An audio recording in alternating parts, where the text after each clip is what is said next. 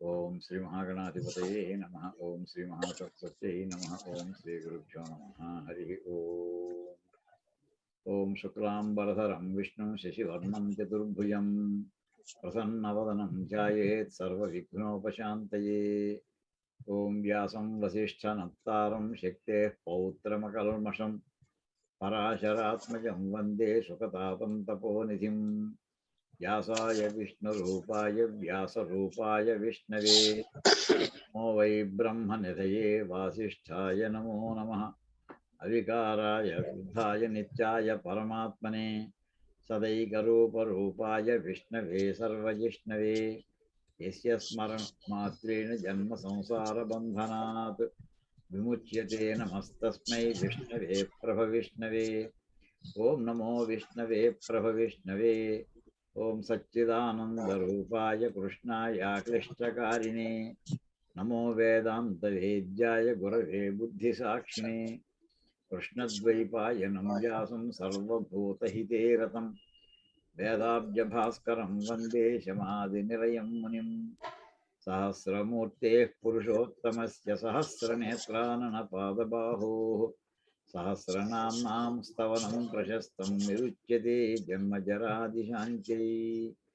ఓం శ్రుతిస్మృతిపురాణానామాలయం కరుణాలయం నమామి భగవత్పాదం శంకరం లోకశంకరం.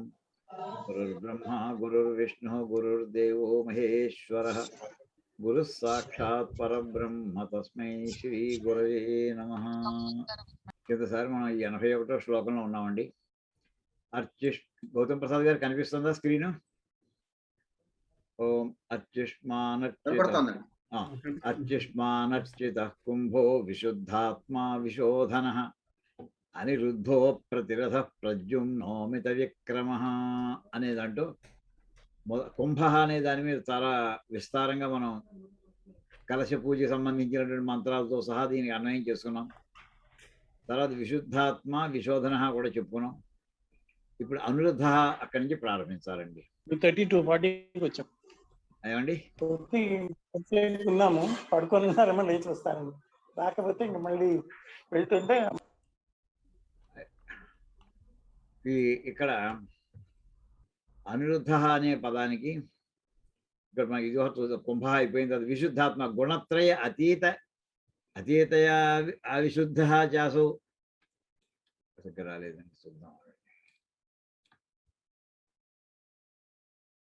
గుణత్రయ అతీతయా విశుద్ధశ్చ అసౌ ఆత్మ ఇది విశుద్ధాత్మ. గుణత్రయ అతీతయ మామూలుగా గుణము అనేటటువంటిది ఒక రకమైనటువంటి రజస్సు, ఒక డస్ట్ పార్టికల్ అనుకోండి గుణములు. ఆ గుణత్రయములు 3 కూడా దాటి ఉండడం చేత ఏ రజోగుణము కూడా ఏ గుణము కూడా సత్వరజస్తమో గుణములు 3 కూడా ఆఫ్టర్ ఆల్ అల్టిమేట్లీ గుణములే. వాటితోటి లేనటువంటి మూర్తి ఏదైతే ఉందో గుణాతీతుడు, ఆ గుణత్రయ అతీత ఆ దానివల్ల అవిశుద్ధత, సంపూర్ణమైనటువంటి ప్యూరిటీ, అంటే ఏ రకమైన మాలిన్యము, సాత్వికమైన మాలిన్యములు కూడా లేవు. రాజసము తామసం ఎలాగ మాలిన్యములే, సాత్వికమైనటువంటి లక్షణములు కూడా లేకపోతే అది సంపూర్ణంగా మనకి విశుద్ధ అని వస్తుంది. ఆ విశుద్ధశ్చ అసౌ ఆత్మ ఇది విశుద్ధాత్మ. ఇతను ఆత్మస్వరూపుడు, అంత స్వచ్ఛమైనటువంటి వాడు కనుక విశుద్ధాత్మ. విశోధన స్మృతిమాత్రేణ పాపానాం క్షపణాత్ విశోధన అంటే స్మరించినంత మాత్రం చేత ఎన్ని బ్రహ్మహత్యాది మహాపాతకాలు చేసినా సరే స్మృతి మాత్రేణ లాస్ట్ క్షణంలో గనక పరమేశ్వరుడు నారాయణుడిని స్మరిస్తే ఆ చేసిన పాపానాం క్షపణాత్ పాపములన్నింటినీ కూడా వాటిని సంపూర్ణంగా తొలగించేటటువంటి లక్షణం ఉంది కనుక విశోధన అంటే శుద్ధి చేయువాడు. విశోధన అంటే శోధన అంటే రీసెర్చ్ చేసేవాడు అని అర్థం కాదండి. ఇక్కడ విశోధన అంటే శుభ్రపరచువాడు, పాపానాం క్షపణాత్. అదైన తర్వాత నెక్స్ట్ అనిరుద్ధ ఇక్కడి నుంచి ప్రారంభమవుతుంది. ఇవాళ అనిరుద్ధ అప్రతిరథ ప్రతిభా అనిరుద్ధ అప్రతిరథ ప్రద్యుమ్న అమిత విక్రమ. అనిరుద్ధ నిరుద్ధుడు అంటే అడ్డు పెట్టబడినవాడు, అంటే ఎవడో అడ్డం పెట్టేసాడు ఇతను బయలుదేరి పెడుతుంటే, అంటే ఓ పని చేస్తుంటే పని అవ్వకుండా అడ్డం పెడుతున్నాడు. అటువంటి అక్కడ ఎప్పుడైతే నా నిరుద్ధ, ఏ రకమైనటువంటి నిరోధము లేదు ఇతనికి, ఇతను అభ్యంతరం పెట్టగలిగినాడు ఎవడు లేడు ఆ మాట చెప్పడానికంటే ఇందులో 2 రకాలు వస్తాయి. వైష్ణవ పద్ధతిలో అదొక వ్యూహం అంటారండి. 4 మూర్తులు వాసుదేవ, అనిరుద్ధ, ప్రద్యుమ్న, సంకర్షణ, ఈ మూర్తుల ద్వారా ఆయన మొత్తం ఈ బ్రహ్మాండం యొక్క నిర్వహణ అంతా చేస్తున్నాడు అని ఒక సిద్ధాంతం. అందులో అనిరుద్ధుడు అనేటువంటిది కూడా పరమాత్మ శ్రీ మహావిష్ణువు యొక్క ఒక అంశ. అలాగే వాసుదేవుడు మరి జ్ఞాపకం ఉంచుకుందామని ఎప్పుడు కూడా చాలాసార్లు వస్తుంటుంది వైష్ణవ పద్ధతిలో పెడితే ఈ 4 కలిపి వ్యూహం అంటుంటారు. వాసుదేవ, అనిరుద్ధ, ప్రద్యుమ్న, సంకర్షణ. ఇక్కడ మనకి కృష్ణావతారంలో వచ్చేవాడికి వాసుదేవుడు అంటే మామూలుగా వసుదేవుని యొక్క కొడుకులు అనేప్పుడు బలరాముడికి వర్తించాలి, శ్రీకృష్ణుడు వర్తించాలి, కానీ శ్రీకృష్ణుడు ఎక్కువ వాడతాం. అతని కృష్ణ పరమాత్మ యొక్క శ్రీకృష్ణుని యొక్క పుత్రుడు ప్రద్యుమ్నుడు, ఆ ప్రద్యుమ్నుడు యొక్క కొడుకు అనిరుద్ధుడు. ఇది మామూలుగా మనకి కృష్ణావతారంలో వచ్చేటటువంటి పేర్లు. కానీ ఇక్కడ అది కాదండి. చతుర్వ్యూహేషు చతుర్థ వ్యూహ అనిరుద్ధ. 4 వ్యూహంలో 4వ వ్యూహం అంటే ఆఖరిది ఇది అంటే చతుర్వ్యూహేషు. ఇందాక చెప్పినటువంటి వాసుదేవ, సంకర్షణ, ప్రద్యుమ్న, అనిరుద్ధ, ఆ వరుస అలా చెప్పాలన్నమాట. చతుర్థో వ్యూహ అనిరుద్ధ, అది ఒక అర్థం. రెండో అర్థం నా నిరుధ్యతే శత్రుభి, శత్రువుల చేత నిరోధించబడడు. నిరుధ్యతే అంటే నిరోధించబడతాడు. నా నిరుధ్యతే నిరోధించబడడు శత్రువుల చేత. అందుచేత ఈ మాటే మనం ఇదివరకు సంధ్యావందనం చేసుకున్నప్పుడు అందులో మనకి కేశవనామాల్లో అనిరుద్ధ అని వస్తే అక్కడ చెప్పుకున్నామండి ఈ మాట. అనిరుద్ధ అనేదానికి అనిరుద్ధస్వరానందో గోవిందో గోవిదాంపతి అని మనకి విష్ణు సహస్రనామంలోని అనిరుద్ధ పదం ఇదివరకు ఒకరు వచ్చింది. 185వ నామం దగ్గర వచ్చింది. అప్పుడేం చెప్పామంటే నా కేనాపి ప్రాదుర్భావేషు నిరుద్ధ అని శంకర్లు చెప్పారు. శంకర్ల యొక్క ప్రతిజ్ఞ ఏమిటి? ఒక పదము ఒకసారి కంటే ఎక్కువ వస్తే చెప్పిన అర్థము చెప్పకుండా చెప్పుకుంటూ వెళ్ళాలి. అంటే అప్పుడేం చెప్పారంటే అర్థం ప్రాదుర్భావేషు పూర్వపు అవతారములలో, అంటే ఏ అవతారమైనా సరే అన్నీ పాతవే, అన్ని అవతారాలు నా కేనాపి నిరుద్ధ, ఎవరి చేతను అతను నిరోధించబడలేదు. అంటే ఏ రాక్షసుల చేత, రాక్షసులు ఏం చేతంటే విష్ణుమూర్తి సామాన్య వాళ్ళ టార్గెట్, అలా ఏ ఒక్కరూ కూడా అతన్ని నిరోధించలేదు అని అక్కడ అర్థం చెప్పారండి. ఇక్కడ దీనికే చెప్తే ఇక్కడ మనకి 638వ నామంలో మళ్ళీ అనిరుద్ధ శబ్దం వస్తుంది. నా నిరుధ్యతే శత్రుభి కదాచిత్. ఇక్కడ ఇదండి ఇందాక వాసుదేవుడు, ప్రద్యుమ్నుడు, సంకర్షణుడు, అనిరుద్ధుడు 4 వ్యూహములు. శత్రువుల చేత ఏ ఒక్కరి చేత కూడా ఇతను నిరోధించబడలేదు. ఇక్కడ ప్రాదుర్భావేషు అంటే అవతారములు అన్నారు. అవతారములు అంటే మనకి మత్స్యావతారం, కూర్మావతారం, అన్ని అవతారాల్లోనూ కూడా అవతారములలో నిరోధించబడలేదు.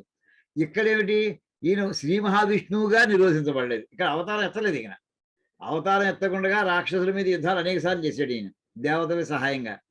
అప్పుడు కూడా ఇక్కడ శత్రువుల చేత అతను నిరోధించబడలేదు. రెండింటికి తేడా ఉంది. పైదేమో ప్రాదుర్భావేషు అనే పదం వేశారు, అంటే అవతారాల్లో ఆయన మనిషి రూపంలోనో, చేపగానో, మొసలుగా, ఇంకో రకరకాల రూపాల్లో. అక్కడ ఘర్షణలు వచ్చాయి. ఘర్షణ రాలేదు. శ్రీరామ అవతారంలో మనకి రావణాసురు ఘర్షణ క్రియేట్ చేయలేదా? కానీ అతన్ని ఆపలేరు ఎవరు కూడా. అది అవతార రూపాల్లో. ఇక్కడ అవతారం కాదు, అవతరించకుండా శ్రీ మహావిష్ణువుగా ఉండగానే అతను ఆపినోడు ఎవరు కూడా లేరు అని చెప్పడానికి మనకి ఇది మనకి ఇక్కడ వాక్యం అండి.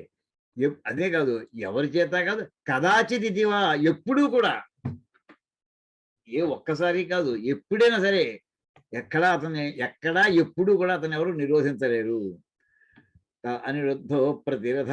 నెక్స్ట్ ప్రతిరథ అనే పదానికి ఇక్కడ భాష్యం రాస్తున్నారండి. ప్రతిరథ అంటే ప్రతిపక్ష అస్య న విద్యతే ఇది అప్రతిరథ. ప్రతిరథ అంటే ప్రతిపక్షం. ఈవేళ ప్రతిపక్షం అంటే సరిగ్గా ప్రతిపక్షం అండి, అపోజిషన్. అస్య న విద్యతే, ఇతనికి ప్రతిపక్షం అనేది లేదు. అప్రతిరథ అంటే రథమునకు ఎదురుగుండా ఇంకో రథం వస్తే అది ప్రతిరథం అవుతుందండి. అంటే ఈ కారు ఉంది, ఆ కారు అడ్డంగా ఇంకోటి కారు అడ్డం పెట్టు కూర్చున్నాడు అనుకుందాం. అప్పుడు అలాంటి దానికి అయితే రథం ఉంది, ఓ రథంలో పెడుతున్నాడు, అవతల ఇంకో రథంలో వచ్చి తను నిలబెట్టేసాడు రోడ్డు మీద. అప్పుడు అవతల వాడిని ఏమంటే ప్రతిరథుడు అంటారు. ఇక్కడ అంటే ప్రతిపక్షము, పక్షం అంటే అవతల వైపు అని అర్థం వస్తుంది. ప్రతిపక్ష అస్య న విద్యతే, ఇతనికి ప్రతిపక్షం అనేది తెలియదు అసలు, అందుచేత ఇతను అప్రతిరథ అని అర్థం వస్తుందండి. తర్వాత నెక్స్ట్ అది అనిరుద్ధో ప్రతిరథ ప్రద్యుమ్న. ప్రద్యుమ్నుడు అంటే కృష్ణావతారంలో కృష్ణ పరమాత్మ యొక్క కొడుకు. ఇక్కడ ఇక్కడ విష్ణువుకి చెప్పేప్పుడు ఆ అవతారం ఆ పదం తీసుకురారు. ప్రకృష్టం ద్యుమ్నం ద్రవిణం అస్య ఇది ప్రద్యుమ్న. ద్యుమ్నం అంటే ద్రవిణం, ద్రవిణం అంటే క్యాష్ అండి. క్యాష్ ఐశ్వర్యం చాలా రకాలు ఉంటాయి. మనకి ల్యాండ్ ప్రాపర్టీ ఉండొచ్చు, బిల్డింగ్ ప్రాపర్టీ ఉండొచ్చు, లేకపోతే షేర్స్ ఉండొచ్చు, లేదా ఈ కంపెనీలే ఉండొచ్చు, రకరకాలు ఉండొచ్చు. కానీ క్యాష్ అల్టిమేట్లీ ద్రవిణం అనే మాటకి క్యాష్ అని అర్థం అండి. అంటే ద్రవించేది, అంటే ఫ్లో ఉండాలి. అంటే ద్రవ్యం అనే మాటలోనే ద్రవించేది అంటే చేంజ్ అంటాం కూడా. ఇంగ్లీష్లో చేంజ్ కూడా మంచి పదం అండి. చేతులు మారిపోతూ ఉంటుంది అది. అంచేది ఇక్కడ ద్రవిణం. ప్రకృష్టం ద్యుమ్నం. ద్యుమ్నం అంటే ప్రకృష్టం చాలా ఉత్కృష్టమైనటువంటి ధనం ఉండేటటువంటి ఇతనికి ఉంటుంది కనుక ఇతను ప్రద్యుమ్నుడు అని ఒక అర్థం అండి. ఇంకో అర్థం ఏంటంటే ఇందాక చెప్పినట్టుగా అక్కడ చతుర్వ్యూహ ఆత్మావా. 535 రూపీస్ చూపించాడు మా ఇంటికి. అందులే బాబుని అయ్యా ఎవరో కాస్త మీ ప్రైవేట్ టాక్స్ ఇందులో రాని కూడా చూసుకోండి. చతుర్వ్యూహ ఆత్మావా. అయ్యా మీ పేరు మార్చండి సార్. 123 పాస్వర్డే మీరు ఇందులో పెట్టేశారు. మీ పేరు పెట్టండి కాస్త, గుర్తించడం వీలవుతుంది. రీనేమ్ చేసుకోండి. చతుర్వ్యూహ ఆత్మావా. చతుర్వ్యూహము అంటే ఇందాక చెప్పినటువంటి వాసుదేవ, సంకర్షణ, ప్రద్యుమ్న, అనిరుద్ధాలు. అందులో ప్రద్యుమ్న ఉంది కనుక ఆ రకంగా ఒక అంశ రూపంగా కూడా తీసుకోవచ్చు. ప్రద్యుమ్నో మిత విక్రమ. అమిత విక్రమ అనే దానికి అమిత, అతులిత విక్రమ అస్య ఇది అమిత విక్రమ. అమిత మితము అంటే ఎప్పుడు కూడా అండి మనకి లిమిటెడ్ అని అర్థం చెప్పుకుంటాం.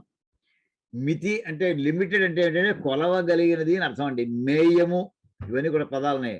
మేయము, ప్రమేయము, అప్రమేయము. అప్రమేయ హరి హరి హరిముకుంద అంటాడు అక్కడ.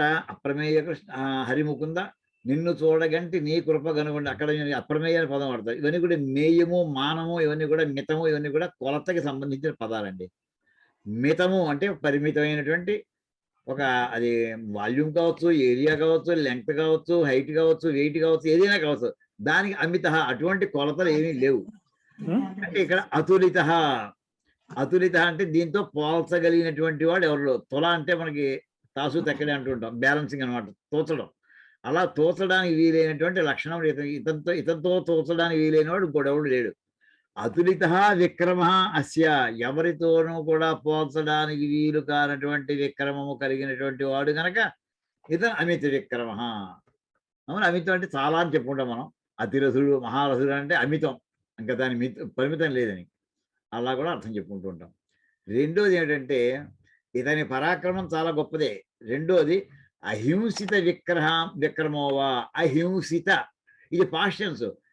పూర్వ అవతారాల్లో కానీ శ్రీ మహావిష్ణువుగా ఉన్నప్పుడు కానీ ఇతని యొక్క విక్రమం ఎవరు హింసించలేదు. హింసించలేదంటే ఎవరు ఇతన్ని ఓడించలేదు అని అర్థం అండి. అని ఆ రకంగా అర్థం కూడా చెప్పుకోవచ్చు అని ఇక్కడ ఈ పదానికి అర్థం చెప్పారు. అహింసిత పూర్వం హింసించబడని విక్రమము కలవాడు. పూర్వం అన్నాం, హింసితం అంటే పాస్టెన్స్ సూచిస్తుందండి ఇది. అంచేత పాస్టెన్స్ అంటే పూర్వం అవతారాలు కానీ లేకపోతే పూర్వకాలంలో ఏ కాలంలో విష్ణువు కానీ ఉన్నప్పుడు కానీ ఎవరు కూడా ఇతన్ని ఆపలేకపోయారు. ఇతని పరాక్రమంతో ఎవరు నిలబడలేకపోయారు. ఇంకొక అర్థం ఏమొస్తుందంటే విక్రమ అనే పదానికి క్రమము అనే మాటకి ఇంకో అర్థం ఏంటంటేనండి పాద విన్యాసము అని అర్థం ఉందండి. పాద విన్యాసం, అడుగు వేయడం, పాద విన్యాసం. ఈ పాద విన్యాసాన్ని అంచేత త్రివిక్రమావతారం. ఇక్కడ విక్రమ పదం ఉంది కదండి, ఆ అర్థం ఇంకొకరు చెప్పేశారు. అంచేత ఆ పదం ఇక్కడ అర్థం పట్టరు. వామనావతారం, త్రివిక్రమావతారం గురించి ఇక్కడ ఎత్తట్లేదు. అంటే ఆ అర్థం ఇంకొకరు వాడేసాం కానీ వాడిన అర్థం వాడకూడదు. ఇక్కడ మళ్ళీ ఆ పదం వాడట్లేదు. మామూలుగా మనం జ్ఞాపకం చేసుకోవచ్చు మనం. అటువంటి ఆయన వేసినటువంటి అడుగులో ఒక పాదంతో భూమంతని ఆక్రమించాడు, రెండో పాదంతో బ్రహ్మాండంతో ఆక్రమించేసాడు ఆయన. అంచేత ఆయనతో పోల్చగలిగిన అలాంటి పాద విన్యాసం ఎవడో ఉన్నటువంటి వాడికి ఎవడు లేడు అసలు. ఏ చరిత్రలో కానీ, ఏ కథలో కానీ, ఏ పురాణాల్లో ఎక్కడా కూడా. ఆ రకంగా కూడా అమిత విక్రమ అని అర్థం వస్తుందండి. తర్వాత ఈ మాటే విక్రమ అనే పదం మనకి ఎక్కడ వస్తుందంటేనండి సుందరకాండలో సీతాదేవి వాడుతుందండి హనుమంతుడిని. ఇంకేదంటే ఆవిడ హనుమంతుడి నమ్మకం కలిగిన తర్వాత అప్పుడు ఎప్పుడైతే ఆ ముద్రికని ఆవిడ చేతిలో పెట్టాడో పెట్టినప్పుడు ఆవిడ పొంగిపోతూ అప్పుడు అన్నటువంటి మాటలు చూడండి ఒక్కసారి. ఎప్పుడో జ్ఞాపకం చేసుకుందాం, సమయం ఉంది కదా.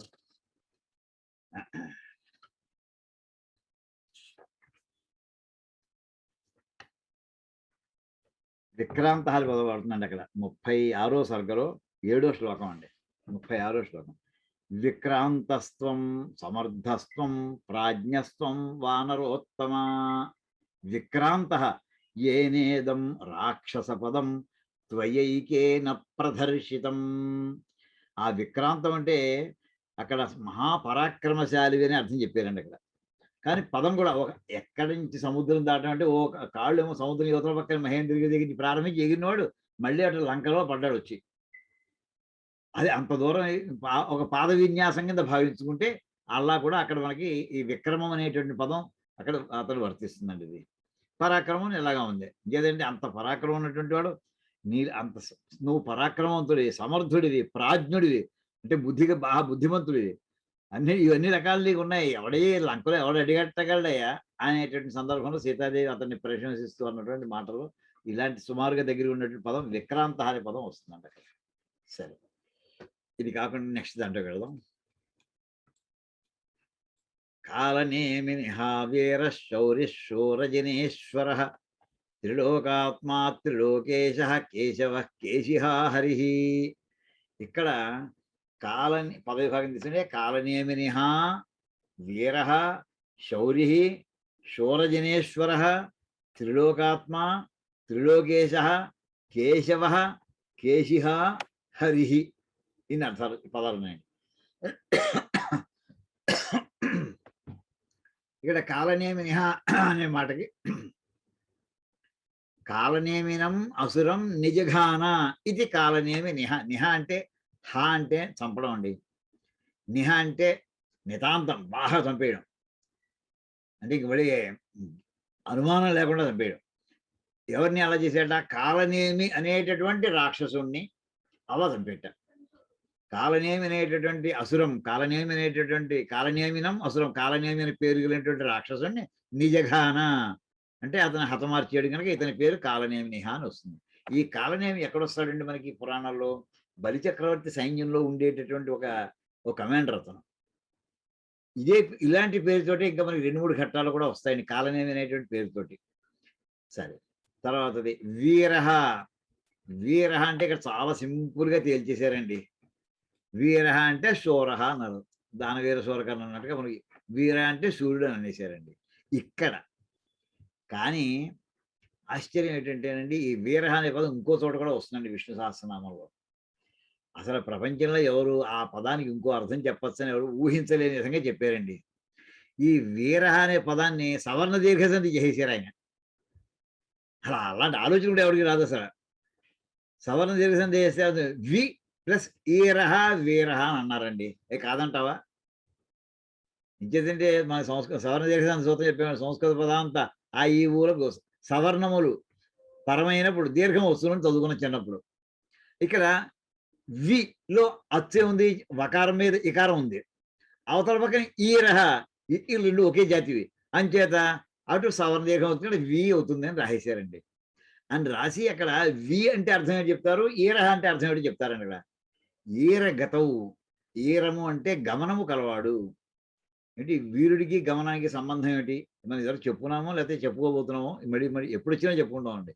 ఈ పదం అపూర్వమైనటువంటి అర్థం చెప్పారు. అది మళ్ళీ ఎవరికి నామూలు నాకు ఎప్పుడు పూర్వం స్ఫురించలేదు, ఎవరికీ స్ఫురించదు సామాన్యంగా. వీరుడు అంటే గమనం, ఫాస్ట్ గమనం, ఫాస్ట్ మూవ్మెంట్ ఉన్నవాడని. అంటే పూర్వం యుద్ధాలలో 2 సైన్యాలు ఎదురెదురుకుండా వచ్చాయనుకోండి, రాక్షస సైన్యం వానర సైన్యం ఎదురుకుండా వచ్చారు. ఇంకా దగ్గరికి వచ్చాక దొమ్మియే, ఎవడికి దొరికితే వాడిని కొట్టుకోవడం ఆయుధాలతోటి, కర్రలతోటో కత్తులతోటో లేదా ఇంకా శూలాలతోటో లేదా రాళ్లతోటో చెట్లతోటో ఏదో ఒకటి దాంతో కొట్టేసుకుంటూ ఉన్నాం. ఆ కొట్టుకునే చివరికి ఏమవుతుందంటే అది మావాడిని కొడతావా అని చెప్పి అవతల వాళ్ళు 2-3 వస్తారు. మావాడిని నువ్వు కొట్టబోతున్నావు అని చెప్పి వీళ్ళు చివరికి ఏమవుతుందంటే చిన్న ఓ గ్రూప్ వెర్సెస్ ఓ గ్రూప్ అవుతుంటుందండి. మామూలుగా ఆ గ్రూప్లో 2-3 ఉండొచ్చు, 5 ఉండొచ్చు, 10 మంది ఉండొచ్చు. దొమ్మి గ్రూపుల మధ్యలో దొమ్మి అవుతున్నప్పుట అందులో ఒక లీడర్ ఉన్నాడు అనుకోండి, అంటే నాయకుడు. వాడు తన గ్రూపులో వాళ్ళని రక్షించుకుంటూ అవతల గ్రూప్ వాళ్ళని పూర్తిగా సంహారం చేయడం. చేసేసిన తర్వాత ఓకే, అప్పుడు తన గ్రూప్ ఈ చిన్న గ్రూప్ కాస్త సేవ్ అయింది ఇతని వల్ల. ఇక్కడే కూర్చుంటే వాళ్ళు కబుర్లు చెప్పుడు అయిపోయింది కదా అని కూర్చోవడం కాదండి. మళ్ళీ ఇలాంటి గ్రూపులు ఎక్కడెక్కడ దొమ్మిలు జరుగుతున్నాయో తన వాళ్ళు మళ్ళీ డిఫెన్స్లో పడ్డారో అఫెన్స్ చేయలేకుండా ఉన్నారో, ఓడిపోయే పరిస్థితి వస్తుందో, దెబ్బతినే పరిస్థితి వస్తుందో, ఇక్కడి నుంచి అక్కడి ఫాస్ట్గా వెళ్ళిపోయి మళ్ళీ అక్కడ ఎక్కడైతే డెఫిసిట్ ఉందో తన గ్రూప్లో వాళ్ళకి మళ్ళీ ఎనర్జీ ఇచ్చి తన వాళ్ళని మళ్ళీ అక్కడ రక్షించి తాను డామినేట్ చేసి శత్రువులు మళ్ళీ వధించడం, అక్కడి నుంచి మళ్ళీ ఇంకో గ్రూప్ దగ్గర ఇలాగా ఒక చోట నుంచి ఇంకొక చోట ఫాస్ట్గా మూవ్ అయ్యేటటువంటి లీడర్ యుద్ధంలో ఒక సోల్జర్ ఎవరైతే ఉంటాడో వాడు వీరుట్టండి. అక్కడ ఆ అర్థం చెప్పారండి. విశేషమైన వి అనే అర్థం ఏంటి? వి అంటే విశేషముగా గమనము కలవాడు, అంటే చాలా ఫాస్ట్గా మిగతా వాళ్ళు ఎవరు వెళ్ళనంత స్పీడ్గా ఇతను వెళ్ళిపోతూ ఉంటాడు అని చెప్పడానికి వీరహ అనే పదం చెప్తారు. తర్వాత శౌరి, శౌరహ అని చెప్పారు. శౌరి అనే పదానికి ఏం చెప్పారంటేనండి, శూర కులోద్భవత్వా శౌరి. వీళ్ళ తాత ముత్తాతల్లో ఒక ఆయన పేరు శూర అని పేరు ఉన్నటువంటి వాడు ఉన్నాడండి.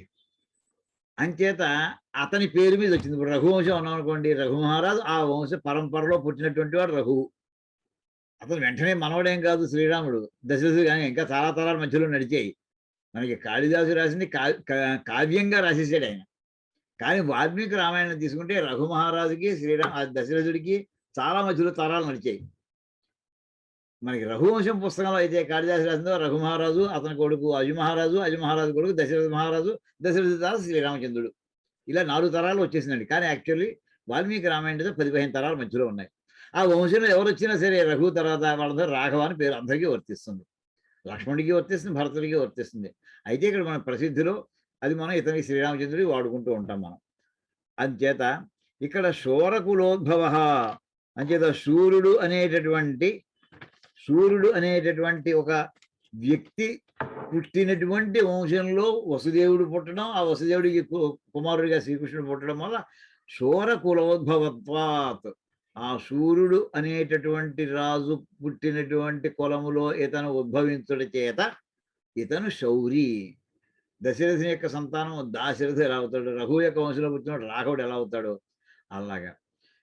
ఏమండి అక్కడ వ్యుత్పత్తి చెప్పారు, రఘోహ వంశాపత్యం పుమాన్ రాఘవ అంటారండి. వంశాపత్యం లేదా గోత్రాపత్యం.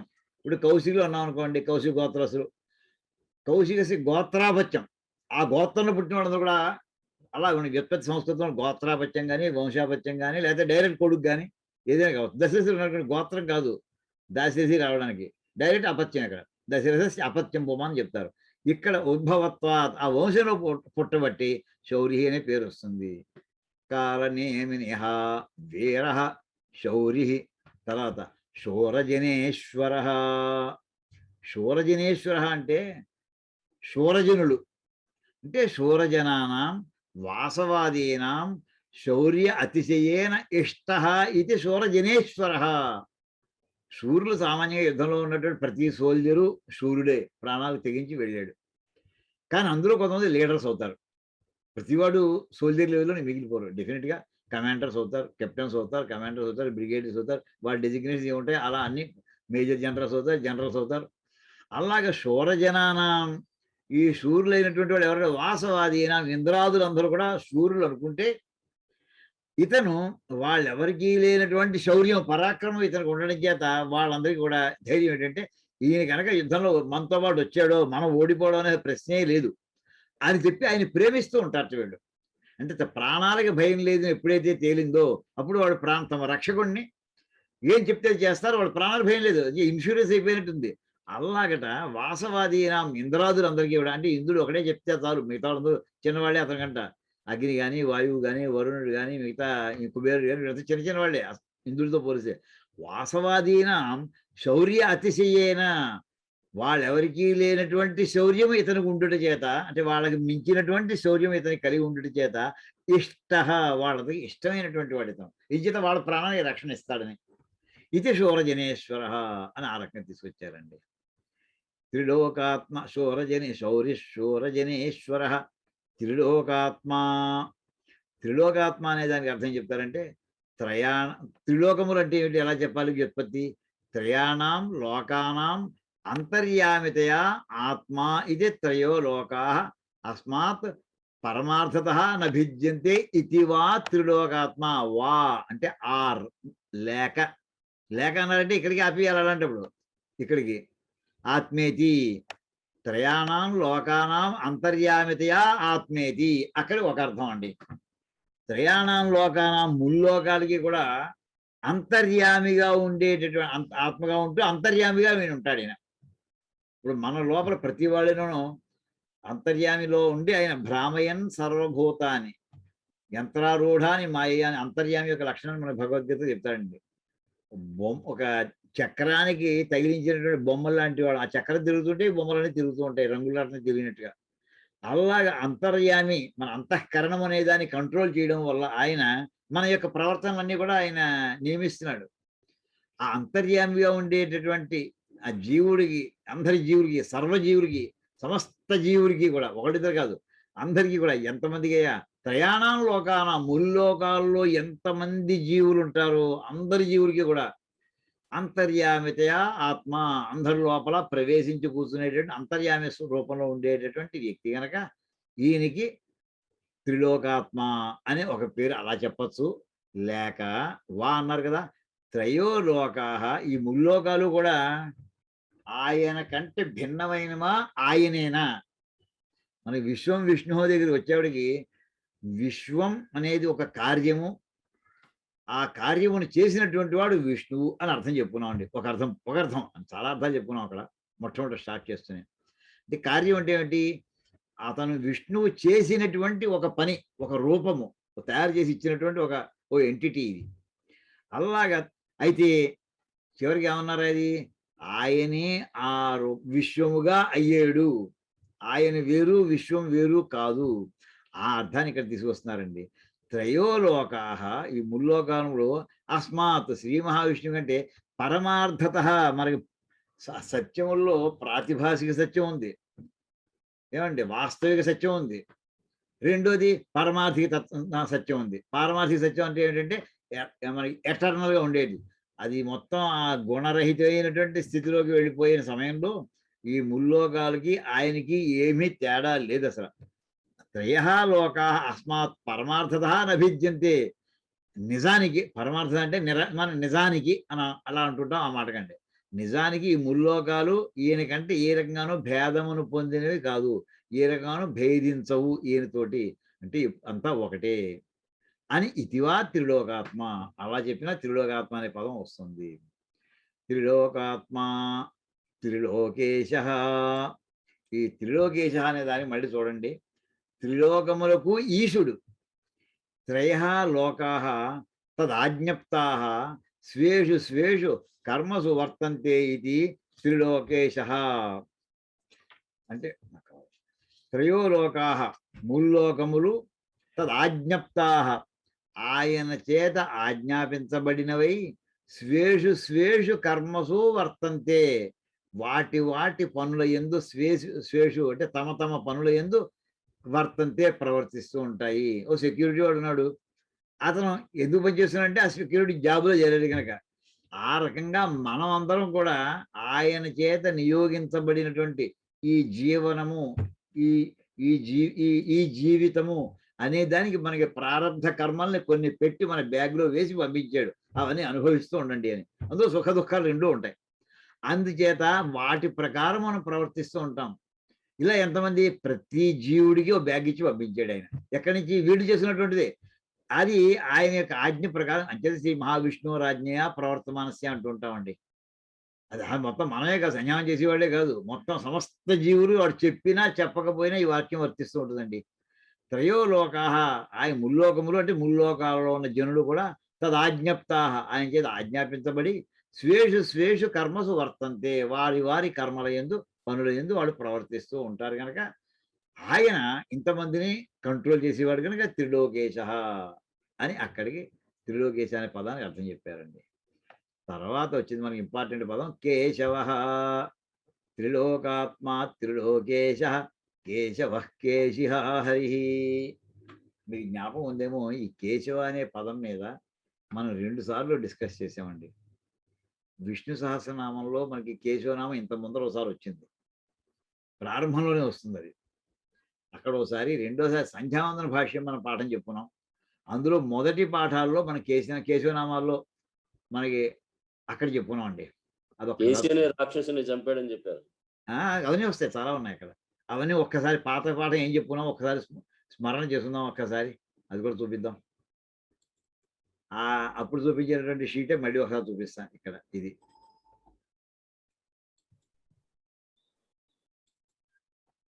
కేశవ మనకి ఎక్కడ వచ్చిందంటేనండి విష్ణు సహస్రనామం. నారసింహ వపు శ్రీమాన్ కేశవ పురుషోత్తమ. అక్కడ శంకరులు రాసినటువంటి భాష్యం చూడండి. అభిరూపా కేశా యస్య సహా కేశవ. అభిరూప అంటే అందమైనటువంటి కేశములు ఎవరికైతే మన జుట్టు ఎవరికైతే ఉందో, వెంట్రుకలు ఎవరికైతే ఉన్నాయో, చాలా అందమైనటువంటి గిరదాల జుట్టు, అందమైనటువంటి జుట్టు, అది ఆ కేశవ అందమైనటువంటి వెంట్రుకలు కలిగినటువంటి వాడు కనుక అతను కేశవుడు అని ఒక అర్థం అండి. కానీ అంతకు మించినటువంటి అర్థం ఇది మాత్రం చాలాసార్లు చాలా చోట్ల చెప్పుకోవడం జరిగిందండి. కశ్చ అశ్చ ఈశ్చ యద్వశే వర్తంతే ఇది కేశవ. ఈ జ్ఞాపకం ఉందనుకుంటాం చాలా మందికి. ఇది కంఠస్థం చేయండి అని చెప్పాను ఈ నిర్వచనాన్ని. ఇప్పుడు కూడా కొత్త వాళ్ళు ఎవరైనా ఉంటే ఈ వచనాన్ని నిర్వచనం కంఠస్థం చేసేయండి. కేశవుడు అంటే విష్ణువు అని అర్థం చెప్పేస్తామండి, అది ఒక అర్థం. ఇక్కడ చెప్పిన అర్థం అంతకంటే విభిన్నమైనటువంటిది, విశిష్టమైన అర్థం అండి. కశ్చ అంటే కహ ప్లస్ చ కహ, అశ్చ అంటే అహ ప్లస్ చ, ఈశ్చ అంటే ఈశ ప్లస్ చ, కహ అంటే బ్రహ్మగారు అని అర్థం అండి.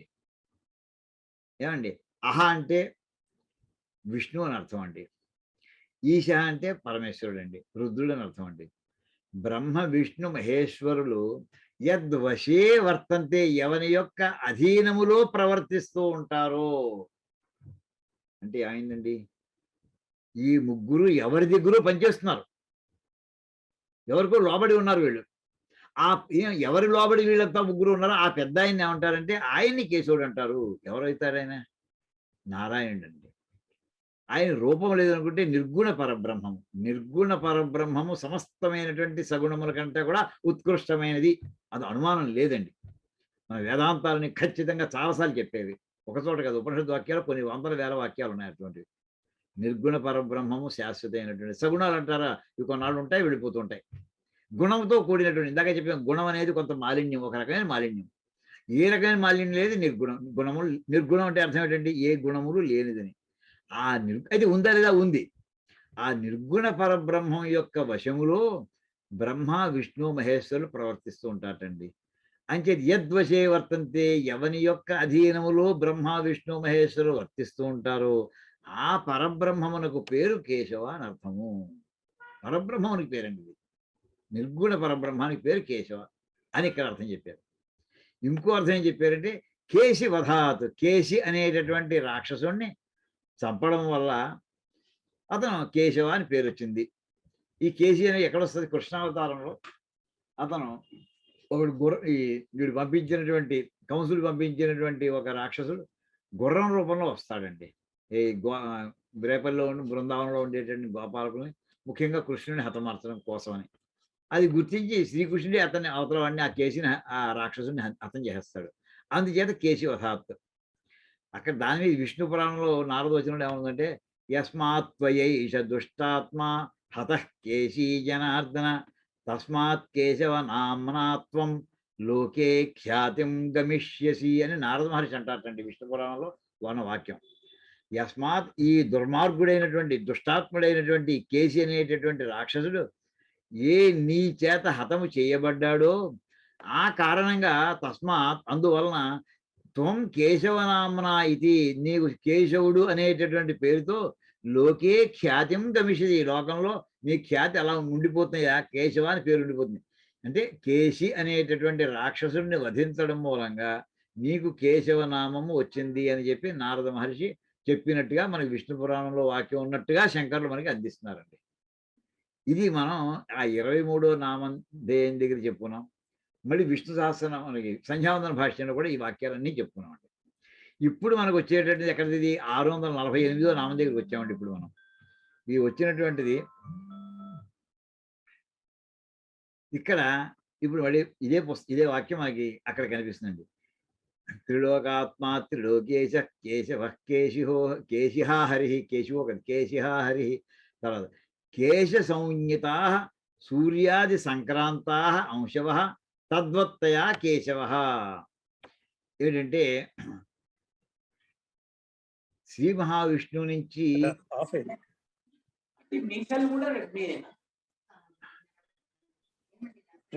రెడ్మీ అది అయిపోయాక మళ్ళీ నైట్ 9 అయ్యా o'clock అయ్యా మీరు మాటలు కాస్త మాకు వినిపిస్తున్నాయండి. నేను టెర్మినేట్ చేస్తే 3 సార్లు వార్నింగ్ ఇచ్చాను, టెర్మినేట్ చేసిన సెషన్ అయింది. సరే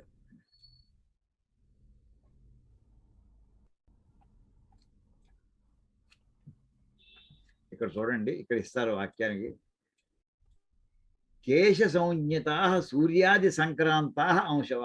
శ్రీ మహావిష్ణువు నుంచి ఆయన జ్యోతి స్వరూపుడు.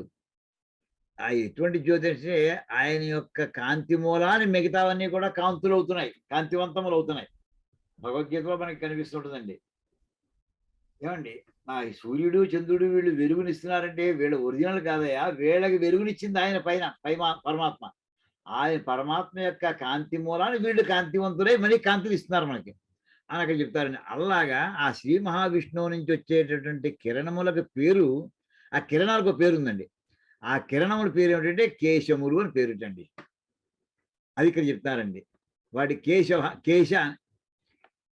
ఇక్కడ కేశ సంజ్ఞత, కేశ అనేటటువంటి పేరు కలిగినటువంటి, ఇప్పుడు మనకి రేసులోనండి ఎలక్ట్రోమాగ్నెటిక్ వేవ్ స్పెక్ట్రమ్ తీసుకుంటే ఈఎంఎఫ్ ఎలక్ట్రోమాగ్నెటిక్ వేవ్స్ అంటామండి. అంటే విబ్జిఆర్ అని కూడా చెప్పుకుంటూ ఉంటాం కదా మనకి ఫేమస్ అయినటువంటి, అది వాటి వేవ్ లెంగ్త్ మీద ఆధారపడతాయి. అన్నీ కూడా ఎలక్ట్రోమాగ్నెటిక్ కంటెంట్ అవి, వాటి రిఫ్లెక్షన్స్ వేవ్ ఫార్మ్స్ అండి. ఆ ఎలక్ట్రోమాగ్నెటిక్ వేవ్స్లో వెరైటీస్, చాలా వెరైటీస్ ఉన్నాయి. కొన్ని చెప్పుకోవాలంటే మనకి వాటి వేవ్ లెంగ్త్ని ఒక రెఫరెన్స్ పాయింట్గా పెట్టుకుంటే, ఒక వేవ్ లెంగ్త్ చాలా మీటర్లో చెప్పేటటువంటి లెంగ్త్ తీసుకుంటే మీటర్లో చెప్పేటటువంటి రేడియో వేవ్స్ అవుతాయండి. ఎలక్ట్రోమాగ్నెటిక్ వేవ్సే కూడా. అయితే లెంగ్త్ తగ్గింది, లెంగ్త్ తగ్గే కొద్దీ ఆ వేవ్కి ఎనర్జీ పెరుగుతుందండి.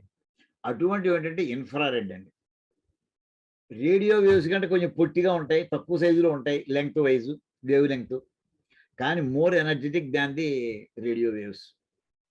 దానికంటే ఇంకా ఎనర్జీ ఉండేటటువంటి ఏంటంటే మన విబ్జిఆర్లో ఆర్ రైట్ సైడ్కి వస్తుందండి. ఇన్ఫ్రారెడ్ వైపు వచ్చింది ఆర్, అక్కడి నుంచి రైట్ టు లెఫ్ట్ వేస్తే left side, left most side వచ్చేది వి వస్తుంది.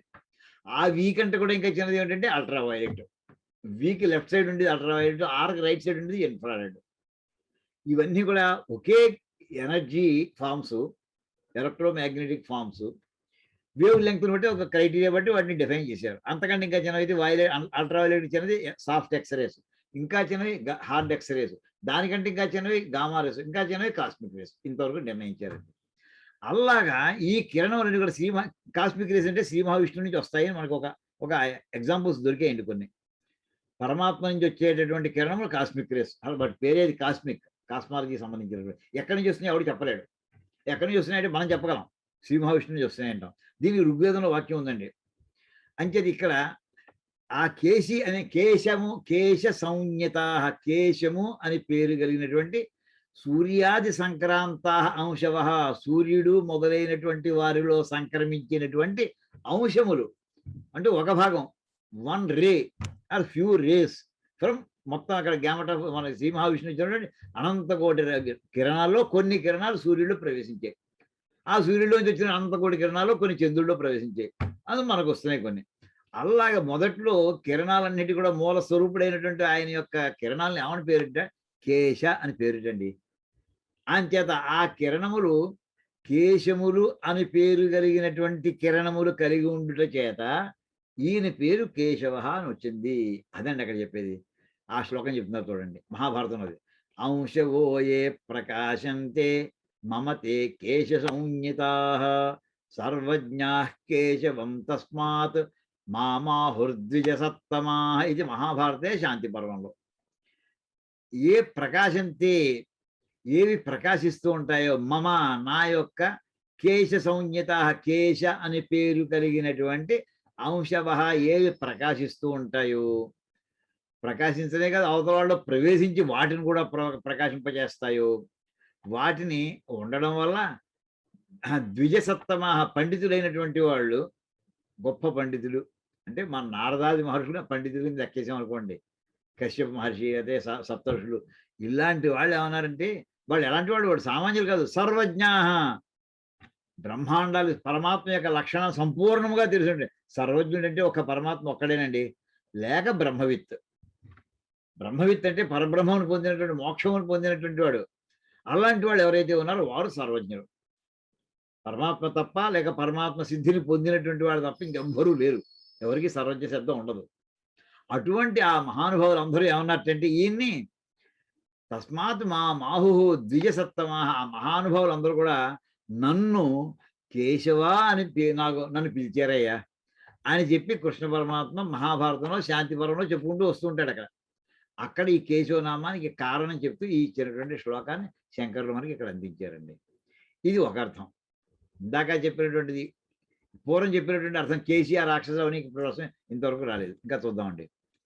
తర్వాత బ్రహ్మ విష్ణు, ఇంకా ఇందాక బ్రహ్మ విష్ణు మహేశ్వరులు ఎవరికి లోబడి ఉంటారో ఆ పెద్ద ఆయన్ని మనం కేశవుడు పరమాత్మను అన్నాం. ఇక్కడ ఏమంటారో చూడండి. బ్రహ్మ విష్ణు శివాఖ్యా శక్తయ కేశ సంజ్ఞితా తద్వత్తయ వా కేశవ. బ్రహ్మ విష్ణువు శివుడు అని ఆఖ్య అంటే పేర్లు అనేటటువంటి ఈ మూడు అంటే ఏమిటి తెలిసిన అసలు దేవతలు అనుకోకండి, అవి శక్తి స్వరూపాలు. శక్తయ ఆ శక్తులు అవి. ఆ శక్తుల పేర్లు ఏమిటి? కేశ సంజ్ఞిత.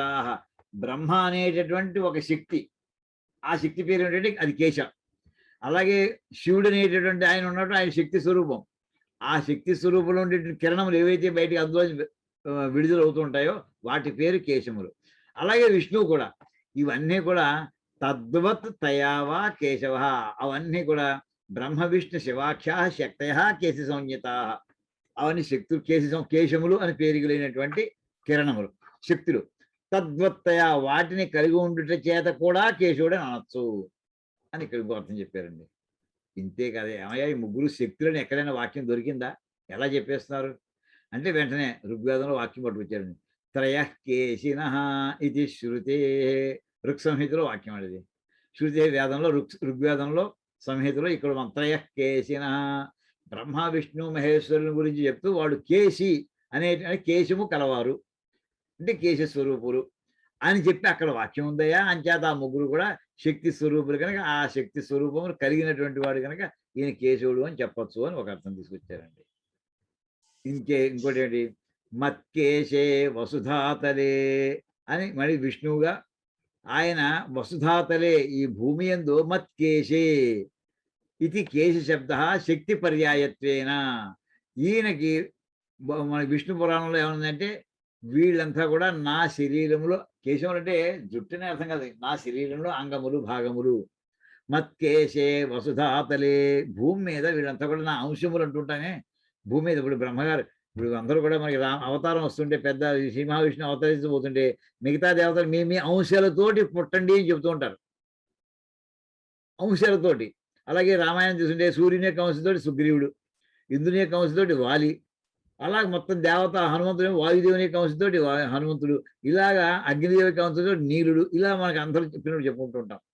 అలాగా నరనారాయణ చెప్పక్కలేదు. ఇంకా నరుడు మన నరస్వరూపంగా అర్జునుడు పుట్టాడు ఇక్కడ. అంచేత భూమి మీద ఉండేటటువంటి మహానుభావులు ఎవరైతే ఉన్నారో వాళ్ళు మత్కేశే, వాళ్ళు నా యొక్క శక్తి స్వరూపములు అని మనకి విష్ణు పురాణాల కూడా ఉంది అని ఆ మాటకి అర్థం చెప్తున్నారు. కేశ శబ్ద శక్తి పర్యాయత్వేన ప్రయుక్త. అంచేత శక్తి అనే మాట అనకుండా కేశ అనేటటువంటి శబ్దము ప్రయోగించబడింది అని చెప్తూ ఇంకోటి చెప్తున్నారండి. కో బ్రహ్మే. ఇందాక కహ అంటే ఇందాక మన కేశవానికి కశ్చ అశ్చ ఈశశ్చనం అండి. కహ అంటే బ్రహ్మన్నం, దాని వాక్యం చూపిస్తున్నారండి. కో బ్రహ్మేతి సమాఖ్యాత ఈశోహం సర్వదేహినాం ఆవాం తవాంశ సంభూతౌ తస్మాత్ కేశవ నామవాన్. ఇది హరివంశంలో, హరివంశంలో ఇక్కడ ఏమిటంటే బ్రహ్మ మహేశ్వరుడికి వచ్చి విష్ణుమూర్తి దగ్గర వచ్చారటండి. బ్రహ్మ విష్ణు మహేశ్వరులో విష్ణుమూర్తి యొక్క నివాసానికి బ్రహ్మ మహేశ్వరుడు వచ్చారట. వచ్చి ఏమన్నారంటే కో బ్రహ్మేతి సమాఖ్యాత. ఈ బ్రహ్మ ఏమండి ఈశ్వరుడు చెప్తున్నాడు అనమాట. బ్రహ్మని కహ అంటుంటారయ్యా, ఆ రకంగా పిలవడం ఉంది. ఈశోహం, నన్ను ఈశ అంటుంటారు. నన్ను అంటే ఇక్కడ పరమశివుణ్ణి. ఈశోహం సర్వదేహినాం, సమస్త దేహి అంటే జీవులు, సమస్త జీవుల్ని కంట్రోల్ చేసేటటువంటి వాడిని కనుక నన్ను ఈశ అంటుంటారయ్యా. ఆవాం, అయితే మే ఇద్దరం ఎవరంటే ఆవాం తవ అంశ సంభూతవు, నీ అంశల వల్ల మేము పుట్టినటువంటి వాళ్ళం, నీ అంశలుగా పుట్టినవాళ్ళం. అంటే నీలోంచి నువ్వు పెద్ద సోర్స్ అనుకుంటే ఆ పెద్ద సోర్స్ నుంచి బయటకు వచ్చినటువంటి వాళ్ళు మే ఇద్దరం. అంచేత తవ అంశ సంభూతం, నీ అంశము నుండి మేము పుట్టినటువంటి వాళ్ళం కనుక మే ఇద్దరం కేశరం, నువ్వు నీలోంచి మేము పుట్టాం కనుక తస్మాత్ కేశవ నామవా, నీకైతే ఇప్పుడు మా ఇద్దరికి కేశ అనే పేరు వచ్చేసింది, నీకే వస్తుంది కేశవ అనే పేరు నీకు వస్తుందా అని చెప్పి శివుడు మనకి చెప్పినట్టుగా హరివంశంలో ఉన్నట్టుగా వాక్యం ఇస్తున్నారండి. ఇది ఒక అర్థం. ఇన్ని అర్థాలు మనకి కేశవనామానికి స్మరణ చేసుకుంటూ ఉందామండి. తర్వాత ఇవన్నీ కాకుండా నేనైతే వెంటనే జ్ఞాపకం చేస్తుంటే మా ర్యాలి క్షేత్రంలో జగన్మోహిని కేశవస్వామిని స్మరించుకుంటూ ఉంటామండి.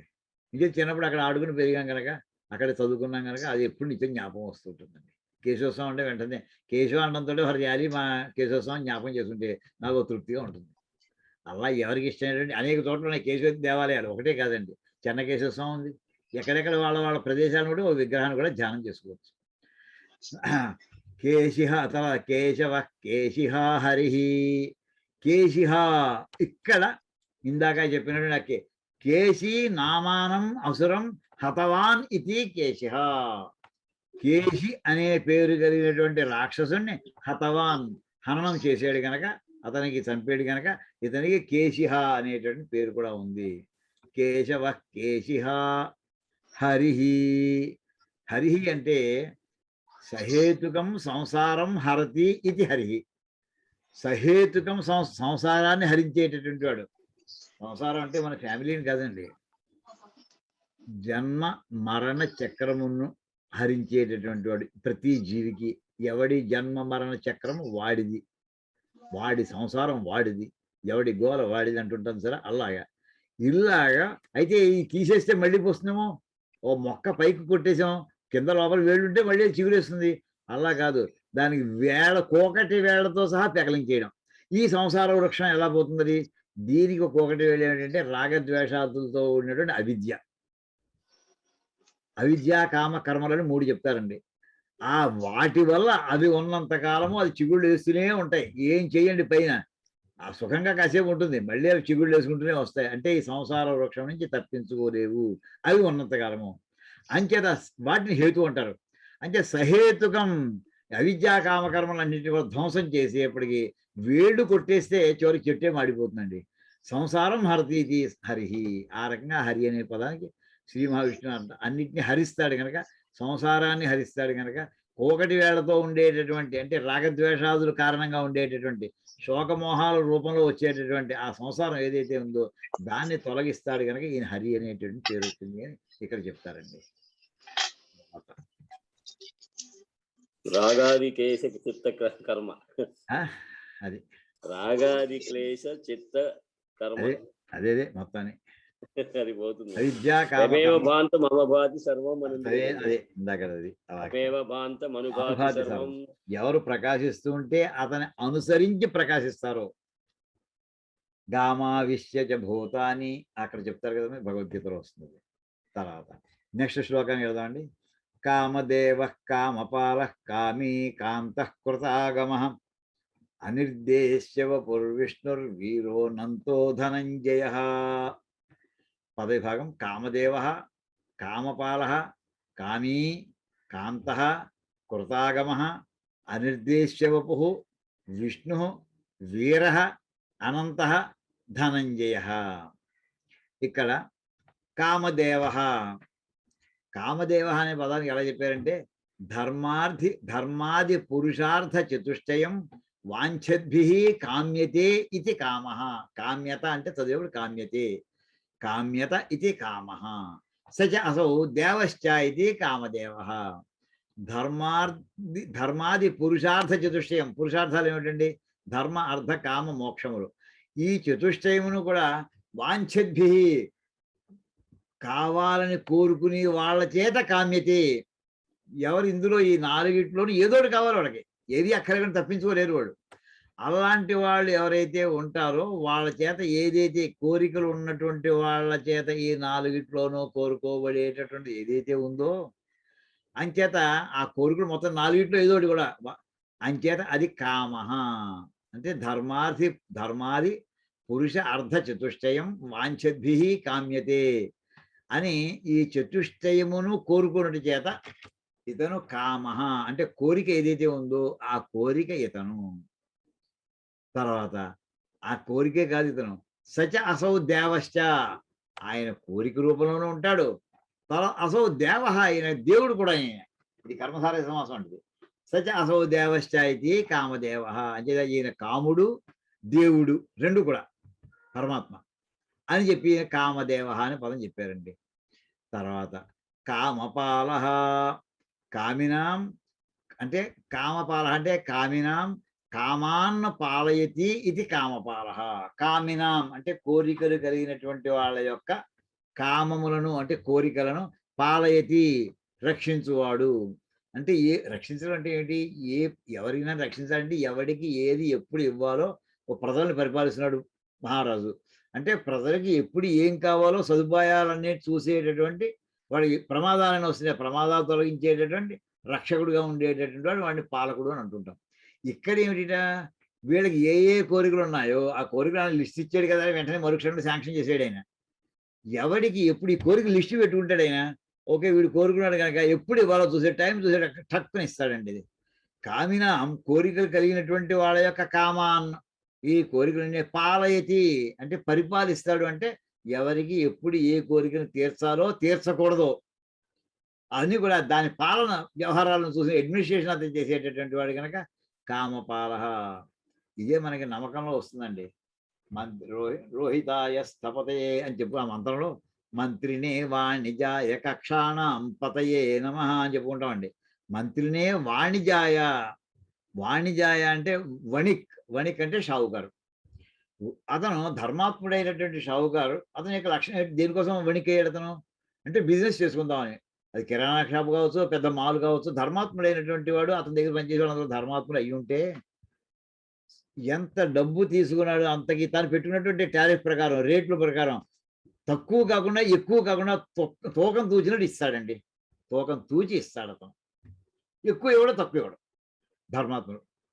అలాగా ఆ రకంగా ఉండేటటువంటి ధర్మాత్ముడైనటువంటి ఈ కోరికల్ని పరిపాలన చేసేటటువంటి అంటే మనకి భగవద్గీతలో వస్తుంది ధర్మావిరుద్ధో కామోహం అని చెప్తాడంటే ధర్మమునకు విరుద్ధము కానటువంటి కోరిక నేను అన్నాడు. డైరెక్ట్ డిక్లరేషన్ ఉంది ఆయన కోరిక నేనే. కామ్యతే ఇది కామః, ఆ కోరబడేటటువంటిది ఏదైతే ఉందో ధర్మార్థ ధర్మార్థ కామ మోక్షాల్లో ఆ చతుష్టయము వాళ్ళ చేత కోరబడుతుంది కనుక ఆ కామః కోరిక ఆయన. ఆ మాట వెంటనే భగవద్గీతలో మనకు కొటేషనే ఉందండి. ధర్మావిరుద్ధ కామోహం, ధర్మానికి విరుద్ధం కానటువంటి ఆ కోరిక నేనే అన్నాడు. ఆయన దేవుడు కూడా సచ అసౌ దేవశ్చ ఇది కామదేవ. అయితే ఆ కోరికలు మిగతా వాళ్ళ విషయంలో వచ్చేప్పటికి మనలాంటి వాళ్ళు కోరుకునేటువంటి కోరికల్ని పాలన పాలన అంటే ఈ కోరిక సరైన కోరిక పర్వాలేదు ఇవ్వచ్చు, లేదు ఈ కోరిక దుర్మార్గమైనటువంటిది ఇది అసలు ఇవ్వకూడదు సార్, అలాగే వాటిని నియంత్రణ చేసేటటువంటి పాలన చేసేటువంటి వాడు కనుక ఈయన కామపాల. నెక్స్ట్ కామీ. కామి అంటే మామూలుగా మనం కామము కలవాడు అని అర్థం చెప్పాం. పూర్ణ కామ స్వభావత్వాత్ కామి. పూర్ణ కామ స్వభావత్వాత్ అంటే సంపూర్ణమైనటువంటి కోరికయే ఇతను స్వభావంగా కలిగినటువంటి వాడు. ఏమిటిటా ఈయన పూర్తిగా ఏమిటి అర్థం ఏంటి అసలు వాక్యానికి అంటేనండి వెంటనే మనకి అసలు మనకు వచ్చే కోరికలన్నీ కూడా ఆయన కోరికలేటండి. అది మనకు వచ్చే ఆలోచన, కోరిక అంటే ఒక ఆలోచన. ఈ ఆలోచనలన్నీ ఆయనని మాట మనకి విష్ణు సహస్రంలో వస్తుందండి.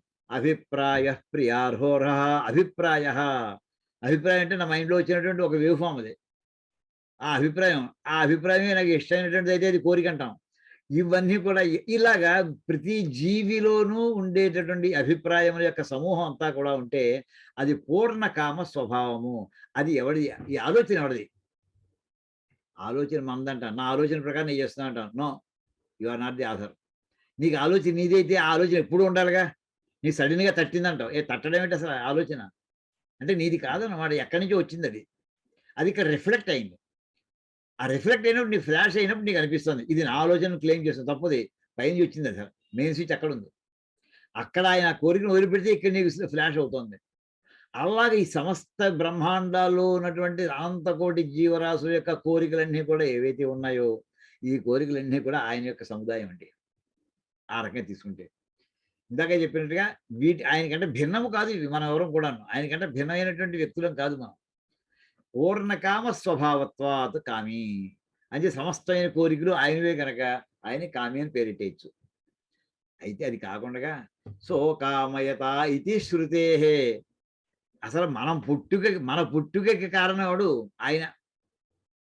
మనం అంటే బ్రహ్మాండాలు, అంటే బ్రహ్మాండాల్లో ఉన్నటువంటి వాటన్నిటి కూడా కారకుడు ఎవరవుతాడంటే ఆయనే అవుతాడు. బ్రహ్మాండాలనే సృష్టించినవాడు అయినప్పుడు ఆ బ్రహ్మాండాలు లోపల ఉన్నవాడు కూడా ఆయనే సృష్టించినవాడు అయిపోయాడు. ఆ మాట ఎక్కడుందండి మనకి? సోకామయత అని మనకి ఉపనిషత్తులో వస్తుందండి. ఆనందవల్లిలో అక్కడ సృష్టి క్రమాన్ని చెబుతూ అక్కడ వాక్యం ఉందండి. ఎంత బహుశయం ప్రజాయేతి. అక్కడేనయ్యా, అదే కామయత అక్కడ బహుశయం ప్రజాయేతి. అదే అదే ఆ అనువాకం ఎలా ఉంటుందంటేనండి, ఓం అసన్నేవ సభవతి అసద్బ్రహ్మేతి వేద చేద్ అస్తి బ్రహ్మేతి చేద్ వేద సంతమేనంతతో విదురితి తస్యైష ఏవ శారీర ఆత్మా యః పూర్వస్య అథాతోను ప్రశ్నాః ఉతా విద్వానముం లోకం ప్రేత్య కశ్చన గచ్చతి. ఆహో విద్వానముం లోకం ప్రేత్య కశ్చిత్ సమశ్నుతా. ఓ శోకామయత బహుశ్యాం ప్రజా ఏయేతి సతపోతప్యత అని ఇలా నడుస్తుందండి.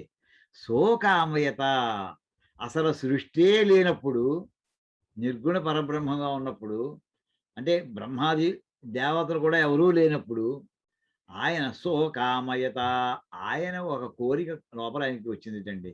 సహా అకామయత, అదండి ఆ వాక్యం ఇక్కడ పట్టుకొచ్చారండి శంకర్లు. శోకామయత ఇది శృతే, వేదంలో శోకామయత ఉంది కదా, ఆయన కోరుకున్నాడని. ఏమొచ్చింది అప్పుడు?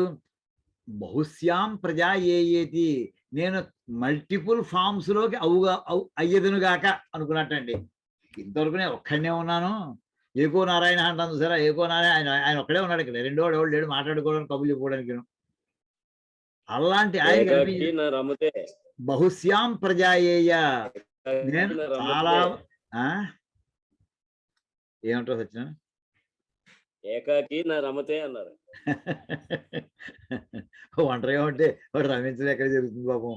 బహుశ్యాం ప్రజాయేయేతి, నేను బహుశ్యాం చాలా రూపములుగా ప్రజాయేయ, అలా నేను అలా జీవులుగా అయ్యేదనుగాక అని అనుకున్నట్టండి.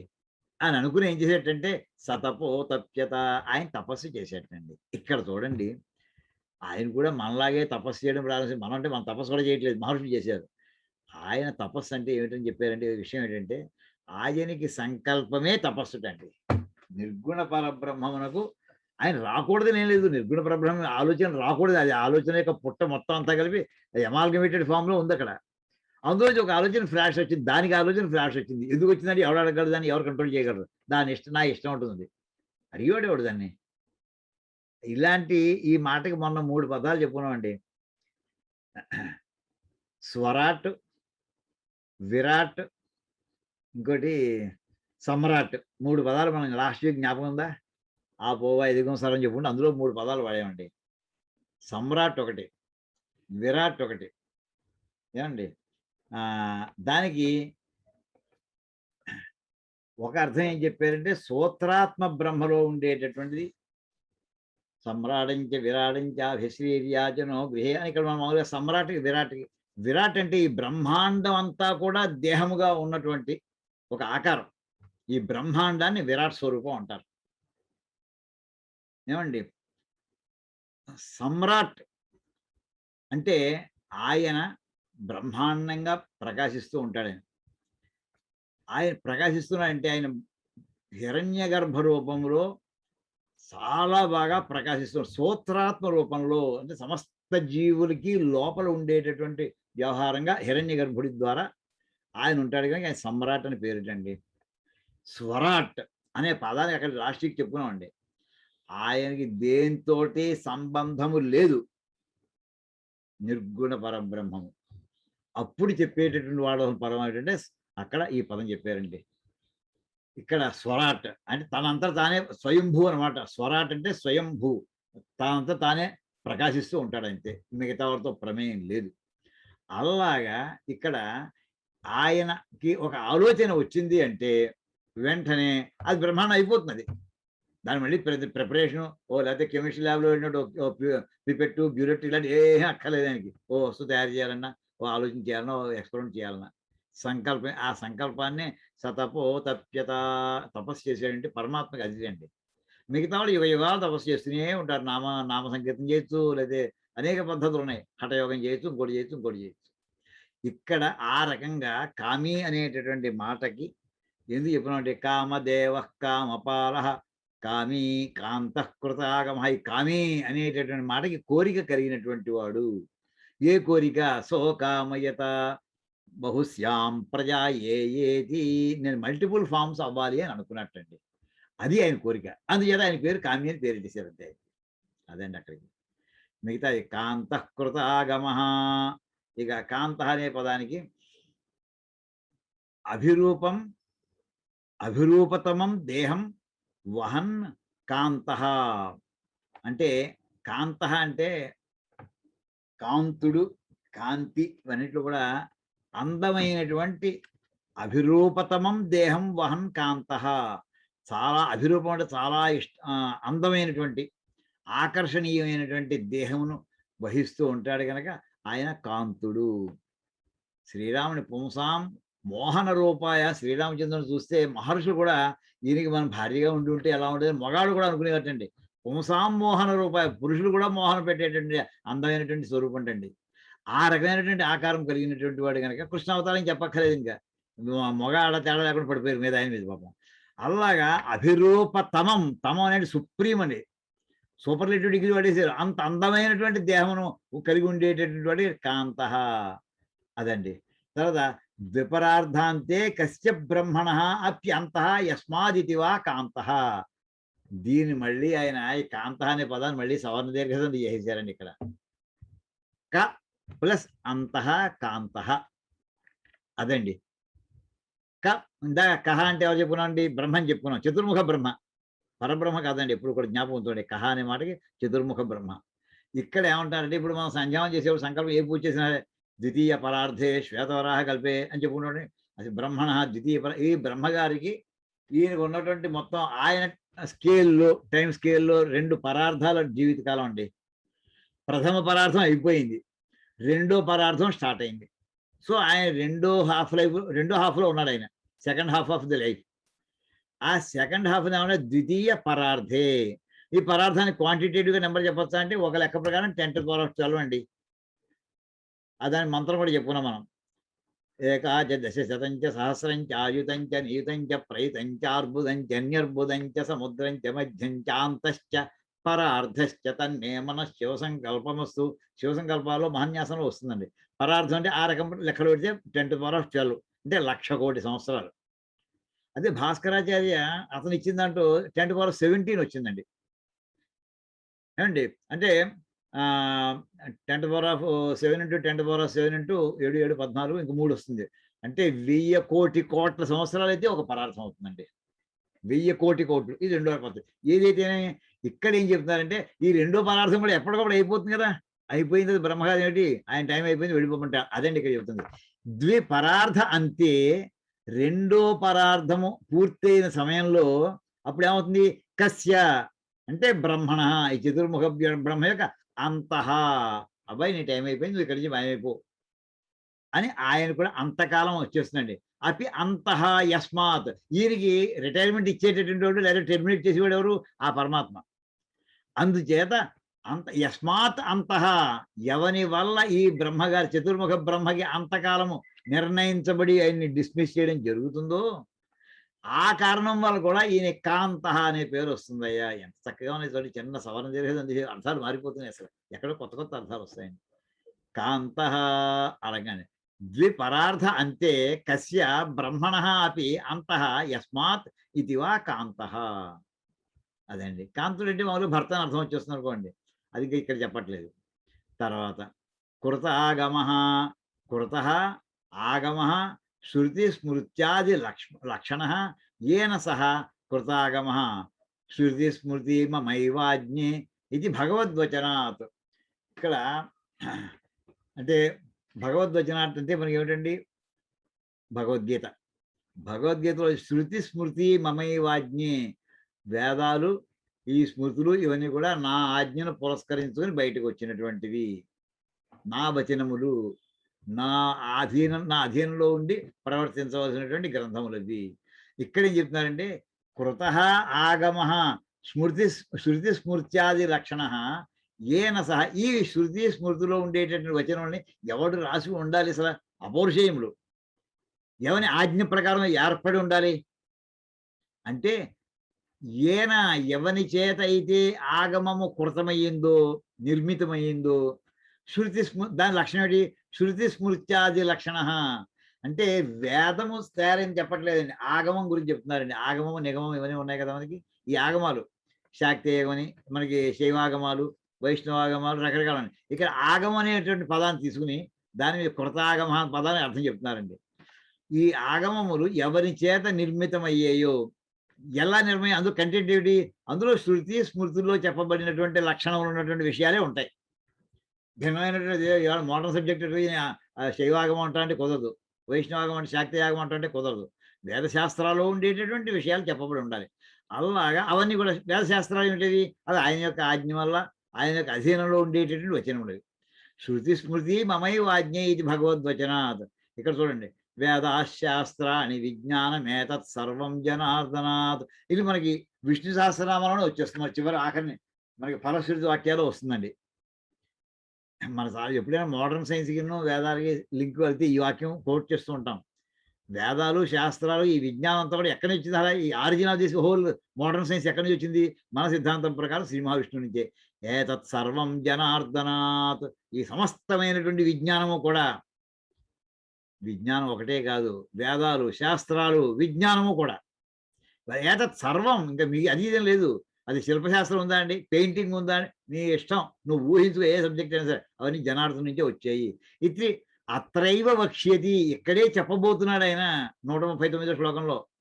అంటే విష్ణు సహస్రనామం ఫలశ్రుతి ఏది చదువుకుంటాం అది కూడా భారతంలో భాగమే కదా, అక్కడ చెప్పబోతున్నాడు ఆయన అని. ఈ రకంగా శృతి స్మృతులు నా ఆజ్ఞలే అని చెప్పినటువంటి వాక్యం ఆధారంగా పెట్టుకుని, ఆ శృతి స్మృతుల్లో చెప్పబడినటువంటి విషయములు లక్షణముగా కలిగినటువంటి ఆగమములు ఇవి చేత నిర్మించబడినటువంటివి కనుక అంచేత దాని పేరు కృత ఆగమ అనేటటువంటి పేరు అక్కడ తీసుకొచ్చి వదిలిపెట్టారండి. అనిర్దేశకు తర్వాత క్లాస్లో చూసుకుందామండి. ఇక్కడికి ఆపుకుందాం.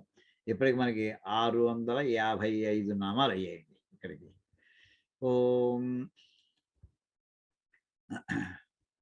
ఓం కాయేన వాచా మనసేంద్రియైర్వా బుద్ధ్యాత్మనా వా ప్రకృతే స్వభావాత్ కరోమి యజ్జత్ సకలం పరస్మై నారాయణాయేతి సమర్పయామి. హరి ఓం తత్సత్. బ్రహ్మార్పణమస్తు. శ్రీ సీతారామార్పణమస్తు. ఓం తత్సత్.